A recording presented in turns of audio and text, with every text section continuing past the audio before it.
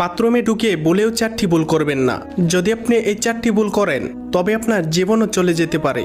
আল্লাহ তাআলা মানব জাতিকে সৃষ্টি করার 2000 বছর পূর্বে জিন জাতিকে সৃষ্টি করেছিলেন। জিনেদের মধ্যে 2টি দল রয়েছে, একটি হলো ইমানদার জিন, আরেকটি হলো কাফির জিন। ইমানদার জিনেরা থাকে পবিত্র জায়গায়, মসজিদ মাদ্রাসায়, আর কাফির জিনেরা থাকে অপবিত্র জায়গায়, বাথরুমে। তাই বাথরুমে ঢুকে 3টি ভুল করবেন না। সেই 3টি ভুল কি তা জানার আগে আপনি যদি মুসলিম হয়ে থাকেন তাহলে ভিডিওটিতে একটি লাইক এবং চ্যানেলটি সাবস্ক্রাইব করুন এবং আপনার সুন্দর নামটি কমেন্টে লিখে যান। নাম্বার 1, বাথরুমে ঢোকার পূর্বে দোয়া পাঠ করুন। দোয়া না পারলে বিসমিল্লাহ পাঠ করুন এবং বাম পা দিয়ে বাথরুমে প্রবেশ করুন। নাম্বার 2, বাথরুমে গিয়ে আয়না দেখবেন না। নাম্বার 3, ভুলেও বাথরুমে উলঙ্গ হয়ে গোসল করবেন না। এটি করতে নবীজি স্বয়ং নিষেধ করেছেন। উলঙ্গ হয়ে গোসল করলে কাফের জিনেরা আপনার উপর আক্রমণ করতে পারে। নাম্বার 4, বাথরুমে ঢুকে সূরা বা দোয়া কালাম পাঠ করবেন না।